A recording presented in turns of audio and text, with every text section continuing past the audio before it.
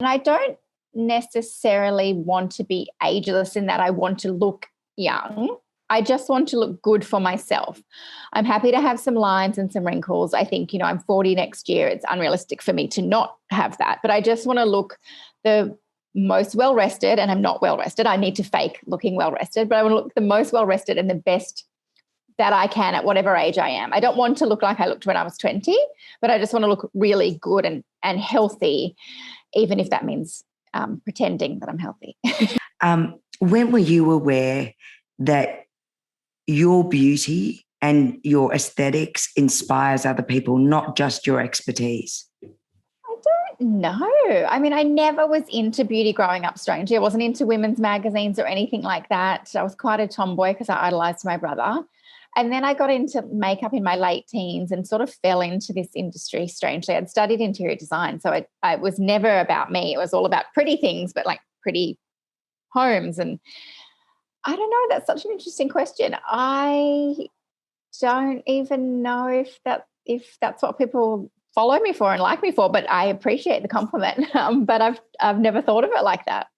What are some of the tenets that you think are really important to mark off when you're giving, lifestyle advice first, and then we'll talk about beauty? I try not to give too much advice to people that are younger than me from where I am now, because I think I used to hate it when older people did it to me as well. And I also think that people need to learn on their own accord at their own time through their own experiences. So in terms of lifestyle or life, journeys and mistakes, I sit back and try and help friends, but without projecting myself too much into the advice, if that makes sense. Mm-hmm. And then people like Mia and my boss Holly, who are both, they're both got big birthdays coming up, 50. I look to them, I guess, for so much advice because they're exactly where I want to be at their age. They're killing it in terms of media. They've got fantastic families. They're very dynamic career women. I think when you're offering advice to anyone, you can't project too much of your own nostalgia into it. So you talked about cool sculpting. Was that the only body treatment you've ever had? No, I did a lot back in Cosmo days of trialing Cool Sculpt. I did a lot of, is it not Thermage? I can't even remember the name you can of do it Thermage now. on your body. Was it? I'm like, maybe. Look, honestly, I was doing something every second month, and I hadn't done a lot in the last few years until about 4 or 5 months ago. I tried M Sculpt, which is relatively new. And I saw it on Miranda Kerr, and she loves it. She swears by it. I saw it on the Kardashians, and so she does it. She says it's the only thing that's really helped after 3 babies. I'm dying to have it. Well, that was the thing, because for me, like my body, I was very happy with my body post baby. I'm running around after a toddler all the time. I have no problem with my body or my weight, but tummy's always been my problem area, in inverted commas. It's not a problem, but you know what I mean. The area I could improve. So I did 4 sessions of it, and I have to say it's extremely expensive. It's about $1,200 a session. But my thought process was, if I'm going to try for a second baby, it's really good at strengthening the core. And I had ab separation from pregnancy. Me too, yeah. And also it's great for fat loss, and who doesn't want that? Let's face it. And so I did the 4 sessions. It's such a unique feeling. It literally feels like you're doing 10,000 sit-ups in half an hour. It's not painful, but it's pretty uncomfortable, I must say. But the results have been really great.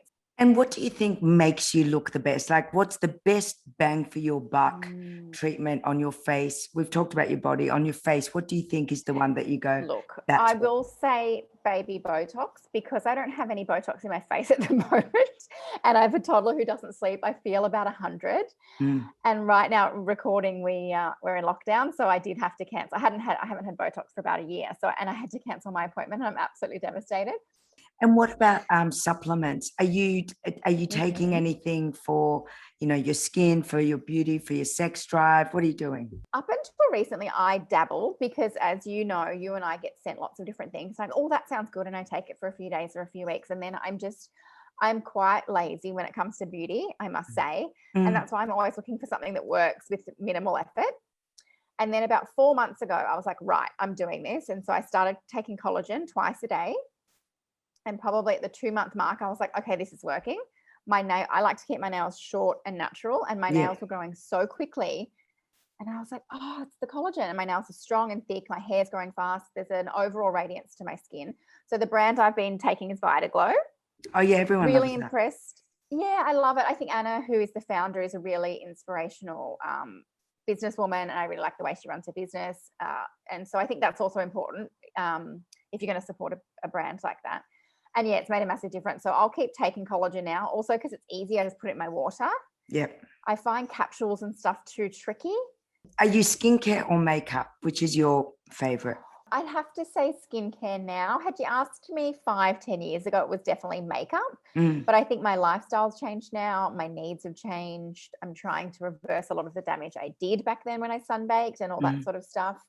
I used to go out a lot more and have more of a social life. So makeup was really big for me. I still love makeup, but day to day, I would reach for far more skincare products than I would makeup products now. And so I think just my life stage and my age, I'd have to say skin. Where do you splurge and where do you reckon it's just save? Yeah. Okay. High, low, I love, because I think finally you can be proud about using a $3 lip balm and you can put it on your Instagram and you don't have to kind of hide it in your handbag. It's like, I'm so proud to find bargains, probably more so than I am to recommend an expensive product, because that's easy. For what we call savies on the podcast, I'm obsessed with iHerb. iHerb's a big American online store that's based, it's kind of like a health food store, but it's got so much makeup and skincare.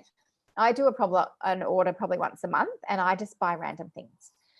Honestly, the finds I've found on there, there's this $7 foundation. I'll send you a link if you'd like to include it. It's one of the best foundations I've ever used. It's $7.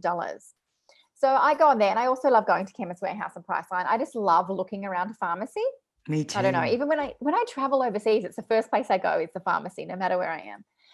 Splurge for me would probably be fragrance. I still purchase fragrances, even though we're very lucky to receive many to trial. I just think fragrances, candles, that sort of sensorial, I'll always splurge on that. And even like a bougie body wash. I love a fancy, like a Chanel body wash or something like that. You just feel a bit special when you use it. Do you have a Hall of Fame skincare products that you repeatedly go back to?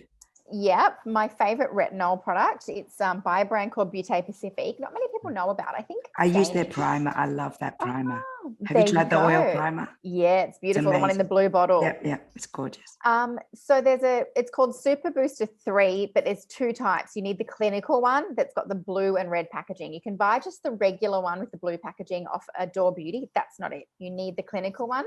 It's such a beautiful retinol. It's really easy to use. You don't need to buffer it. It's no irritation, and you just wake up feeling really glowy and delicious. It's not that expensive. I think it's about $120, which is a lot of money, but for an effective clinical skincare product, it's really good. It came to mind because I literally cut open a tube last night and was like trying to dig out the last of it. So I love that. What else? Probably It Cosmetics CC cream. All of us. Just all of us. I just always go back to that. And, I love trying new base products. I really love foundations and tinted creams. In terms of body products, do you use nice body products? Do you use any body products? Yeah. So my New Year's resolution on the podcast, we make a beauty New Year's resolution. And mine this year was to take better care of the skin below my boobs, because I'm just, like I said before, I'm lazy. I'm tired. It's either winter and you're too cold. And so I was like, right, I am going to really look after my body hydration. And I've really been trying. And you know what? It works. Like, obviously it works, but you have to be diligent with it. So now when I get out of the shower or the bath, I try to hydrate as soon as I can while my skin's still warm and damp. I really love the Biology serum. It's a face and body serum. It's so beautiful on the face. It's really restorative. It almost feels like a liquid honey. It's hard to explain. Really unusual texture, really, really effective. There's another brand called Qued. I think this is how you pronounce it. Qued Skincare, QED. It's a lady out of Sydney, and it's formulated for extremely sensitive skin, but they do what it's called a body butter. Yeah, QED, it's lovely. Yes, there you go. It's lovely. She's a pharmacist. Isn't it? There you go. Okay, so I first trialed this body product. It's almost like a body, like it's like a hard oil, and Yeah. it comes in a jasmine fragrance, but it's still for sensitive skin. That is so nourishing and hydrating. So they're the two that I've been alternating in winter that are actually doing something. I mean, I think a lot of body products, some, I feel like some moisturizers work for the 12 hours you've got them on or whatever it might be, but I feel like these are actually nourishing the deeper layers of the skin and hydrating